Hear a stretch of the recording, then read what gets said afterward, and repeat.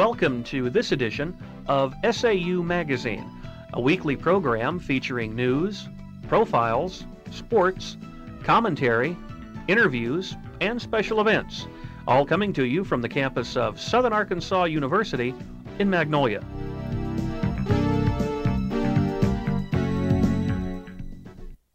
This is a special edition of SAU Magazine.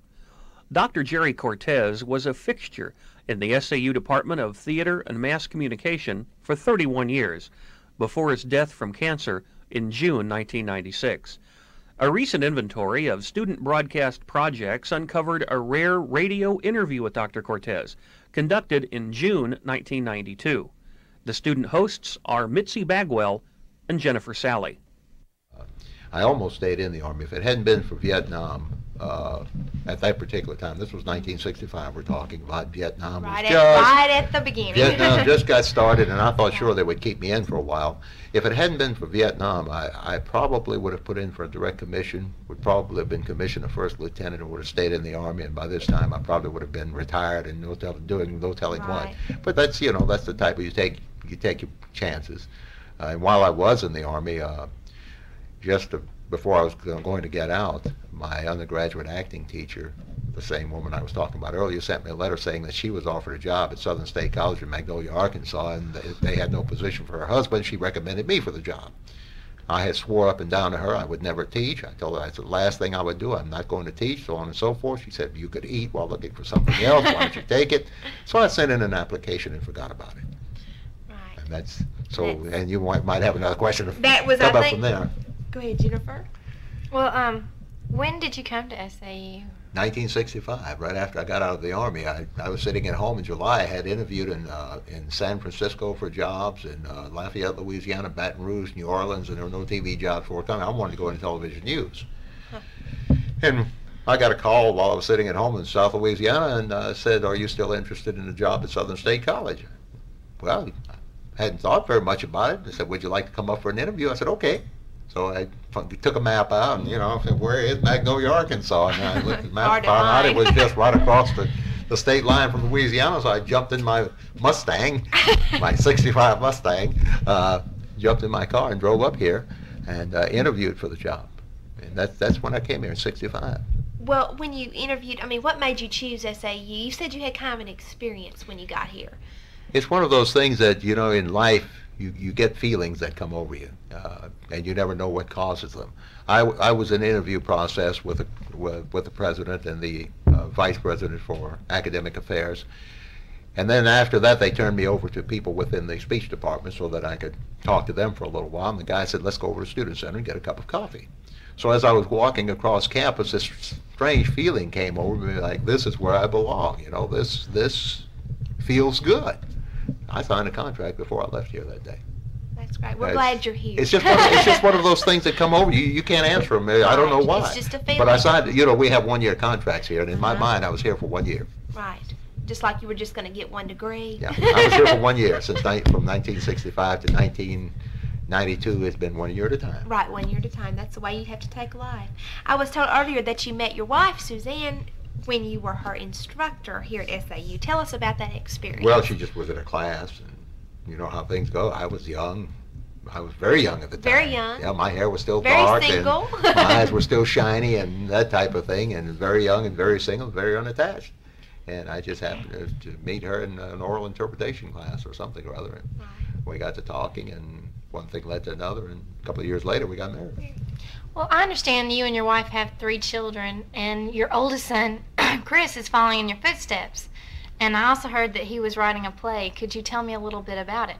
Well, I don't know if he's following in my footsteps or what he's doing. Chris went to the University of Arkansas for a while as an English major, creative writing, and he was in the honors program. But he ran out of money and decided to come back to school. Chris had dabbled in plays all the while he was here. All of my kids did, and needed a part, stick them in it. And people think, that's like forcing them. Well, they enjoyed it. They were kept waiting for parts to be in. They grew up with it. They grew up with it. And when Chris came back here, he got in a couple of plays here. He had been plays at the University of Arkansas. It was a natural progression for him.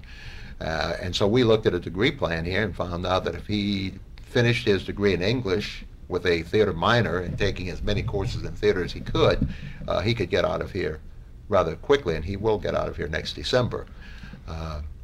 He got interested in screenwriting and then in playwriting, which was a natural offshoot of it, and he's thinking now of going to grad school in playwriting, to get an MFA in playwriting, looking at the University of Texas at Austin and a couple of other places. But he and David Pickens, another theater major, are writing a play. They're adapting a novel, and I don't want to say too much about it because we don't have the rights to it yet. We were told that there shouldn't be any trouble getting the rights, but until we get the rights, we don't want to publicize too much because, you know, you could be held for infringement of copyright or something like that. But it looks like the rights are forthcoming. If they are, it's a possible fall production. Well, what is the play about? It's strange. I really don't know how to explain what it's about. It's about this person who got a master's degree from Tulane, lives in New Orleans, this little area of New Orleans right off the French Quarter.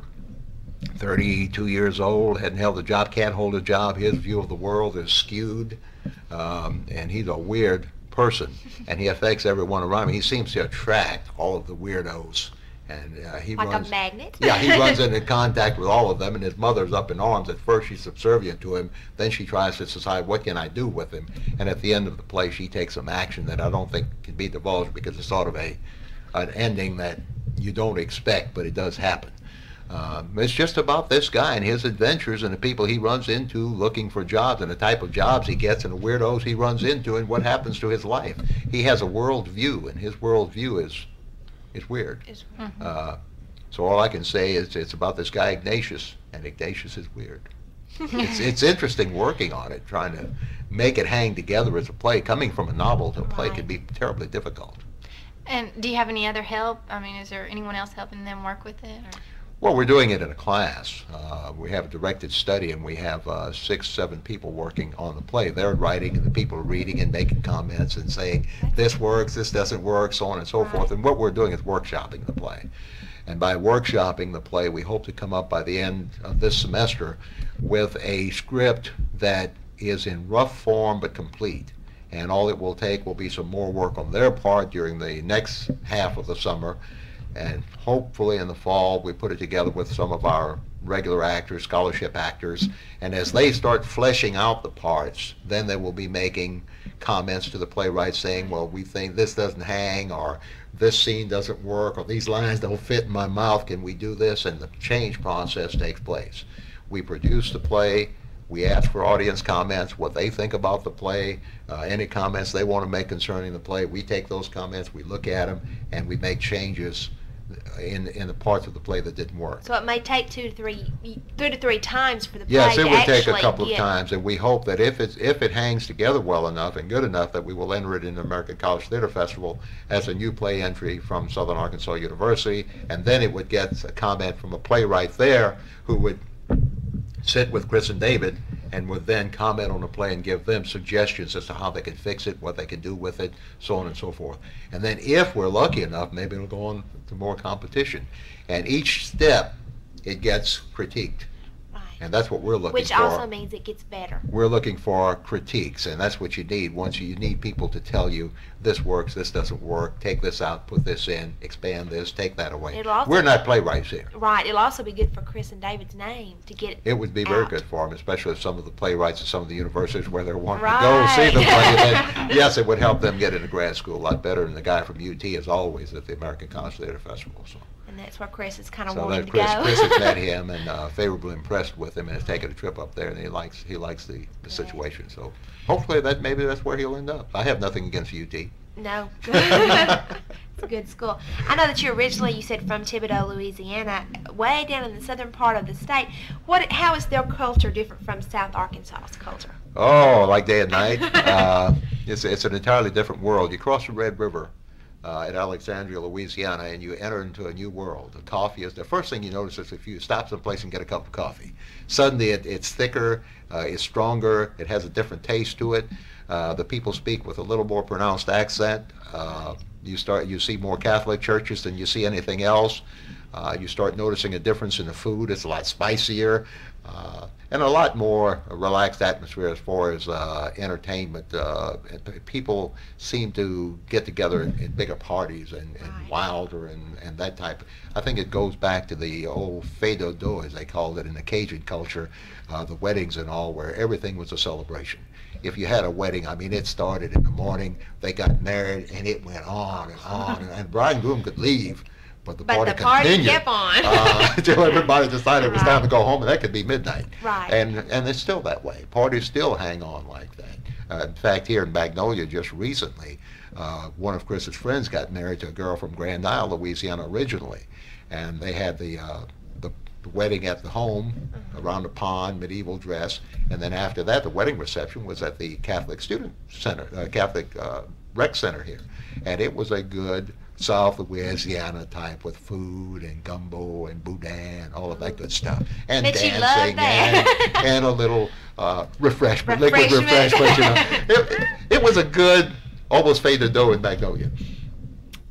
What do you see in the future for the SAU Theater and Communications Department? Growth, probably more success as we pull in better students and our students get out and get jobs and make names for themselves. Then that will help us more and more and more. Same thing in the theater as we get more people into grad school, and we have more going to graduate school, both in mass comm and in theater. And that's where your influence comes, because if people go into graduate school, then they go into teaching, and your influence goes along, and the name goes along. If they make a name for themselves, where did you go to school, so on and so forth, and that helps a lot. The people who get out in the industry and work, that helps us too, because it's a lot easier to get people into the market when you have people in the market already. So we keep looking and hoping that we get more and more people in the market that way. But I think success and growth, we're growing.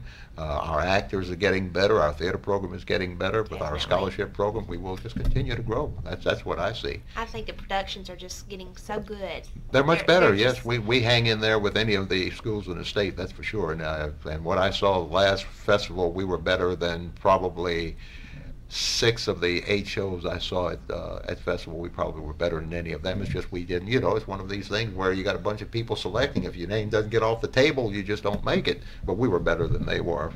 And this is maybe I may be partial, but I sat in on a selection committee and I saw the shows. I listened to people talk about them, and I saw the final shows. And I know that we were. And that's good, because I know SAU has got really kind of a small. Would you consider it a small theater communications department? We're small. We have maybe 15 majors, a few people working with them, 12, 13 scholarships. We're small, but we're active. Right. We do 4, 5, 6 productions a year, some one-act plays.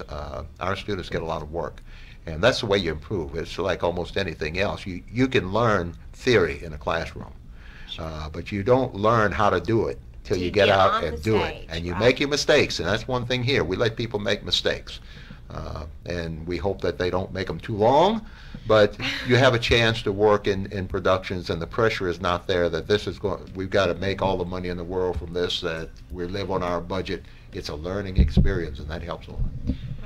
Do you feel a student that graduates in theater or broadcasting or any communications degree here at SAU is going to be able to successfully compete in the job market with other schools that, say, have larger budgets to work with, larger student bodies? I would say given an equal chance they would. Many times, you know, the name of a school carries a lot of weight sometimes, but if our students are given a chance to show what they can do, in an interview situation, in an audition situation, or something like that, I think they have the talent to go ahead and do it. In our mass comm program, we may not have the television studios that other people have, but I think we have a good program that teaches people how to gather news, how to put news together, how to put a package together, how to edit. And after all, if you're looking to get into television news, that's the stuff you need to know. If you can handle that, you can handle it with anybody. One thing here, I think maybe we get more hands-on experience than some. I've heard some students who've gone to a bigger school with a lot of equipment and said, we can't even touch it. Right, because there's so many in the class. Yeah, I feel we get a lot of individualized attention also. And we've got a good staff here. We've got good people in every field, so I think we're okay. I agree.